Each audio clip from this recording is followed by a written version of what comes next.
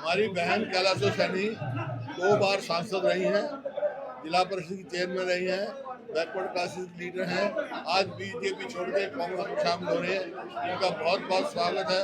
इनको पार्टी में स्वागत किया है सबने और इनको पार्टी में उचित मान सम्मान और स्थान मिलेगा। और इनके साथ और भी आए हैं, चेयरमैन है तो जिला पंचायत समिति का चेयरमैन और भी बहुत सारे साथी आए। कितने लोग कितने बड़े चेहरे जो है आपके संपर्क में है ना, 40 तो पूर्व विधायक, पूर्व सांसद 40 से ज्यादा ज्वाइन कर चुके हैं। एक लहर बनी हुई है कांग्रेस के पक्ष में, पूरे हरियाणा में एक लहर बनी हुई है। सर, क्या बड़े नेताओं के दौरे तय हो गए हैं? कौन कौन बड़े नेता चुनाव प्रचार के लिए आ रहे हैं? क्या बड़े नेताओं के दौरे तय हो गए हैं? आएंगे, तारीख दी जाएगी। राहुल जी भी आएंगे, प्रियंका जी भी आएंगे, खड़गे साहब भी आएंगे। ठीक है। हरियाणा सरकार को लेकर क्या कहना चाहिए कि मुख्यमंत्री तो ये कह रहे हैं कि सरकार को कोई खतरा नहीं है। मुख्यमंत्री कह रहे हैं कि सरकार को कोई खतरा नहीं है। सरकार तो अल्पमत में है। नैतिकता तो यही कहती है, इनको इस्तीफा देके और गवर्नर साहब को हमने ज्ञापन दिया है, असेंबली डिसॉल्व करके चुनाव कराने चाहिए। सर, आखिरी सवाल, आप कहते हैं जेजेपी के साथ उनके सारे विधायक नहीं हैं, जबकि राज्यपाल को जो आपने लेटर लिखा उसमें लिखा है कि जेजेपी के 10 विधायक विपक्ष के साथ हैं। हाँ। वास्तविक स्थिति क्या है? वास्तविक स्थिति यह है, विप जारी होगा, सेशन बुलाएंगे, पता लग जाएगा है ही नहीं है, क्योंकि कुछ फॉर सेल है वहाँ। हमने हॉर्स ट्रेडिंग रोकने के लिए कहा है। ये हॉर्स ट्रेडिंग शुरू होगी, 3 विधायक बनाने से मिल रहे हैं, 2 बढ़ाए। ये हॉर्स ट्रेडिंग का एक संकेत है और हम हॉर्स ट्रेडिंग नहीं चाहते, इस वास्ते हम रेजोल्यूशन मांग रहे हैं। कैलाशो सैनी के अलावा कौन कौन शामिल हुए?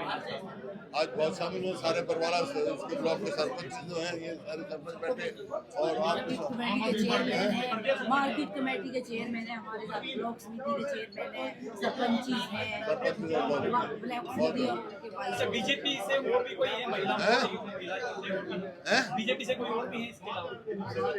और भी है, रोज हो रहे हैं।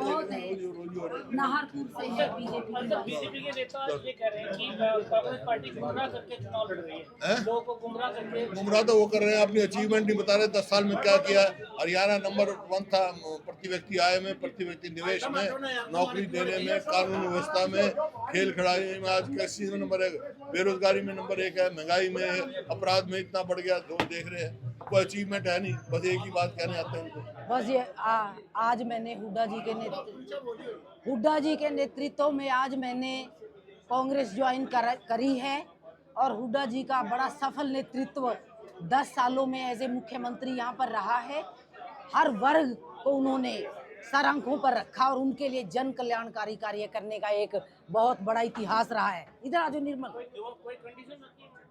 नहीं, कंडीशन कुछ नहीं है। देखो, हुड्डा साहब को खुद पता होता है कि मेरा कार्यकर्ता या मेरा नेता कितना कैपेबल है, उसके लिए मुझे क्या करना है और वो पार्टी के लिए क्या कर सकता है। जी नहीं, ऐसा कुछ नहीं है। चुनाव के दौरान इस तरह का बदलाव एक साथ नहीं, कोई बात नहीं। मैं तो बहुत पहले से सोच रही थी, जब मौका लगा, जब मुझे टाइम मिला तो मैं आ गई। देखिए, मेरा बहुत पहले से मन था, क्योंकि बीजेपी में वो ना तो जनता की कद्र है और भ्रष्टाचार चरम सीमा पर है और भी बहुत से ऐसे इश्यूज हैं।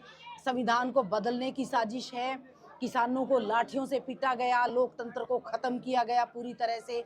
तो ये काफ़ी इश्यूज हैं जिनको आगे आने वाले समय में देश की जनता को आज वोट की चोट से, अपनी ताकत से उनको हल करना है। आज जनता ही ये चुनाव लड़ रही है। जनता खुद अपने हित के लिए इन्वॉल्व हो गई है इलेक्शन में, और जब जनता अपना इशू बना लेती है इलेक्शन को, तो आपको पता ही है कि क्या होता है। कैलाशो जी, आपने जिला परिषद से अपना सफर शुरू किया था। जी हाँ। लोकदल में रहे, सांसद रहे जी। बीजेपी में सांसद रहे जी नहीं, बीजेपी में रहे, बीजेपी अलायंस में रहे। या जी, तो अब जो है क्या ये स्थायी माने आप? हाँ जी, बिल्कुल नहीं। चलो, ऐसा तो आपको ये सवाल वैसे करना नहीं चाहिए, पर मैं मानती हूँ कि हुड्डा जी जैसा नेतृत्व और कांग्रेस जैसी लोकतांत्रिक पार्टी पूरे विश्व में नहीं है। ये आप थोड़ा सा सवाल दूसरे तरीके से कर रहे हैं।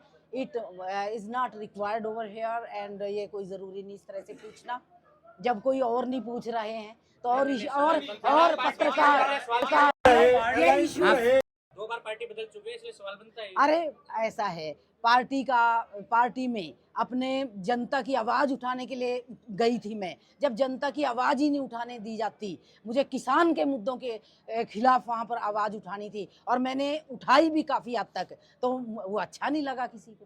उस समय तो फिर पार्टी का क्या करें, हमें तो जनता का हित चाहिए, ना कि पार्टी का हित चाहिए। आप बेहतर तरीके से उठा सकते या बेहतर तरीके से पूरी खुली छूट है, पहले भी हमने उठाया है और कितने इश्यूज हल करवाए हैं। काफी देर में समझ में आई ये बात। नहीं देर में नहीं समझ आई, बहुत पहले आ गई थी, समझ में बहुत पहले आ गई थी। हम यही सोचते रहे कि करेंगे, बदलेंगे, क्योंकि मोदी जी पे थोड़ा सा यकीन था, लेकिन नहीं, वो भी अब चाटुकारों से घिर गए हैं और जनता के हित की कोई परवाह नहीं रही। ना भ्रष्टाचार की तरफ ही कोई ध्यान दिया जा रहा है कि किस तरह से जनता के गाढ़े खून पसीने की कमाई को लूटा जा रहा है। आप देखिए, कांग्रेस का एक छोटा सा दफ्तर अकबर रोड पर अब भी चल रहा है, उसमें कोई पैसा नहीं लगाया गया। उसी तरह से बड़े बड़े नेता, यहाँ तक कि प्रधानमंत्री तक वहाँ उसी में बैठते रहे।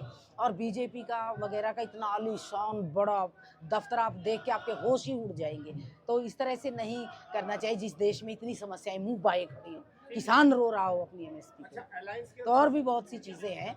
तो अलायंस के सुशील गुप्ता है वहाँ, उनका प्रचार करेंगे? जी क्यों नहीं करेंगे, बिल्कुल करेंगे और जीतेंगे भी वो। नमस्कार, मैं हूं मानक गुप्ता। अगर आपको हमारा ये वीडियो पसंद आया हो तो इसे लाइक और शेयर जरूर करें और हाँ, हमें सब्सक्राइब और फॉलो करना ना भूलें ताकि आप देश और दुनिया की कोई खबर मिस ना करें। तो जुड़े रहिए हमारे साथ और देखते रहिए News 24।